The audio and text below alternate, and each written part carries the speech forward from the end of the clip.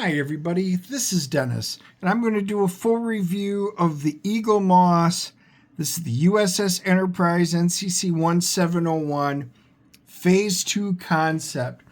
I did a short on this a while back, and I thought we would dig into this a little bit more.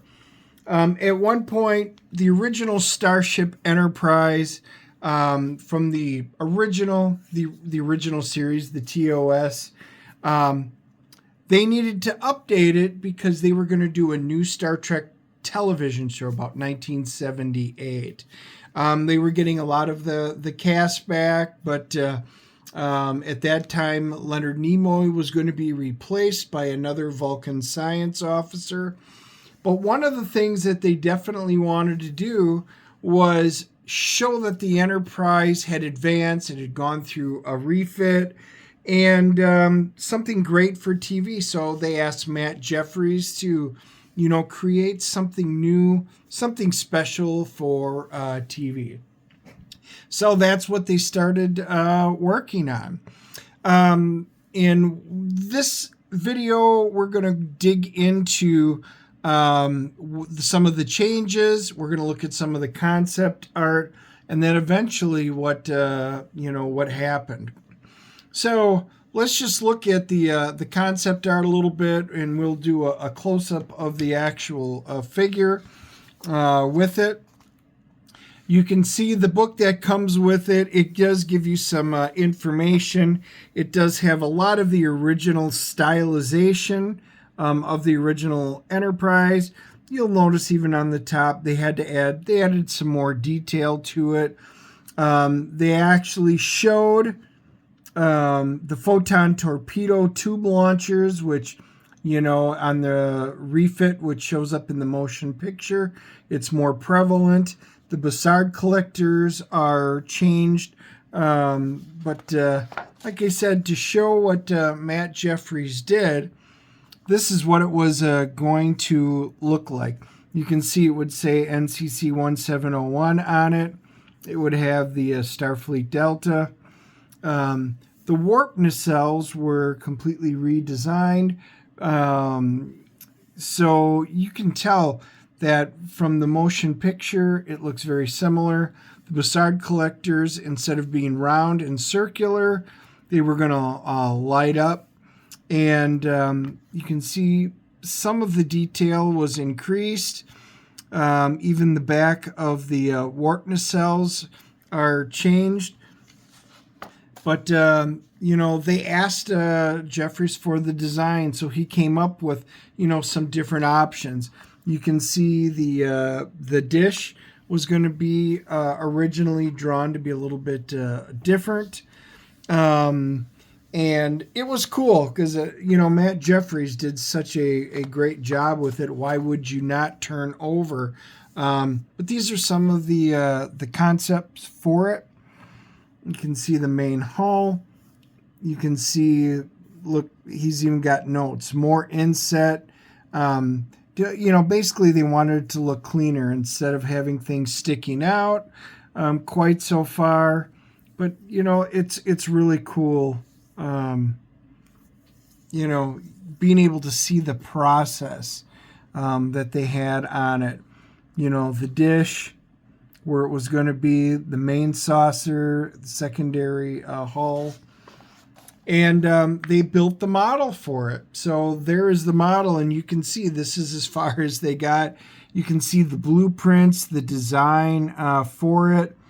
You can definitely see parts of it, like that is on the side what the Enterprise, later to become the refit Enterprise from the motion picture. Very similar in nature. You can see what they wound up doing to the saucer section.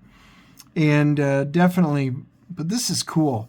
You can see that they how they cut everything out. They never even got as far from the navigational disc. They didn't even get the dome lights on it. But this was cool. This was cool. This one talks about the lost Vulcan Zahn.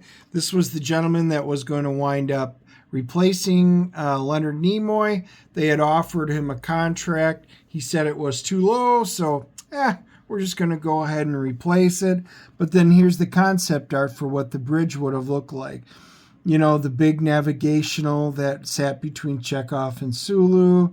You can see how white it is, how bright the navigational screens.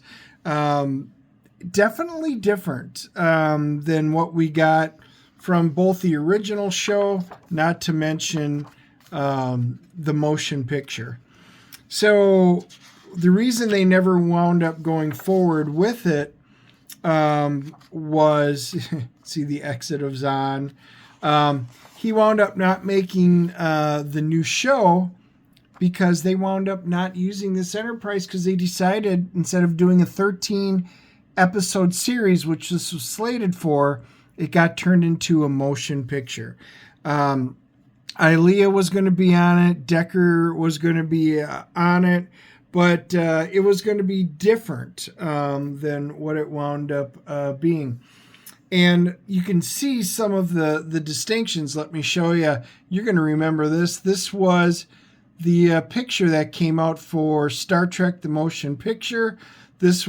I was so excited when I saw this, when it was going to come onto the screen. And I was looking at that going, whoa, that is cool.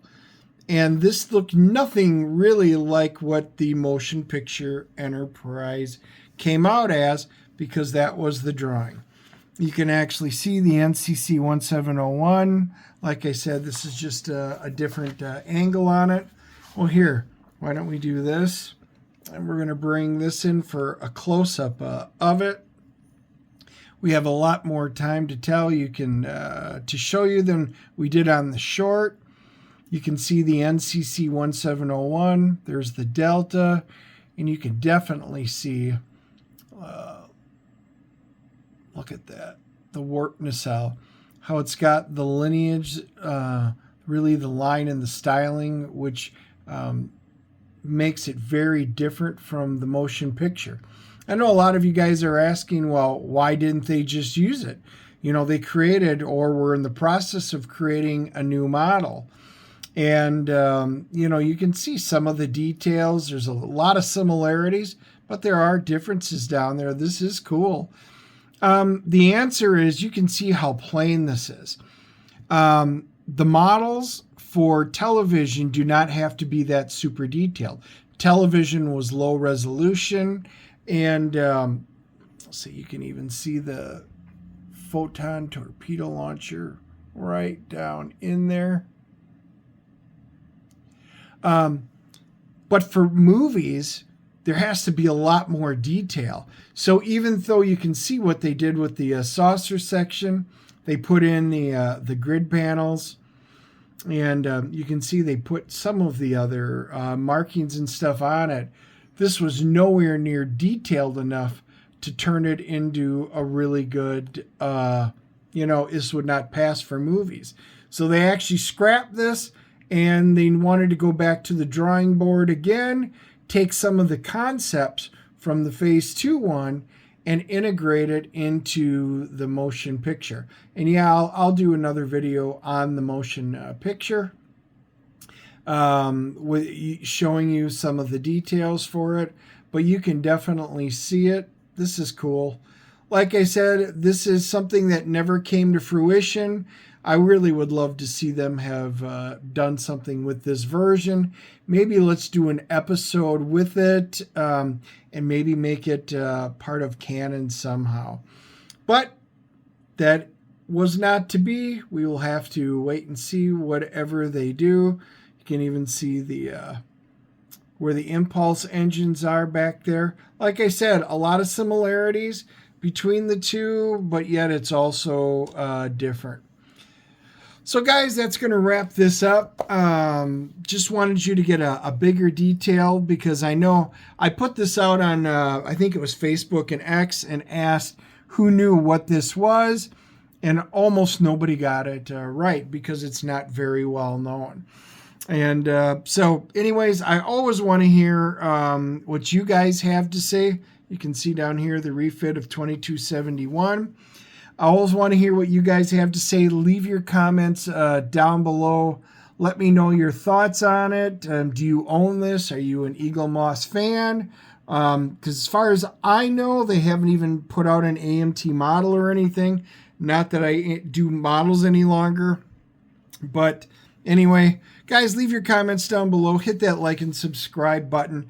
And I will leave the link down below for Lilith, Infernal Conflict. Our third graphic novel is going to be going live on Indiegogo. The sign-up page is up. I'll leave the link for that, and you guys will be able to follow it. So look forward to talking to you all real soon.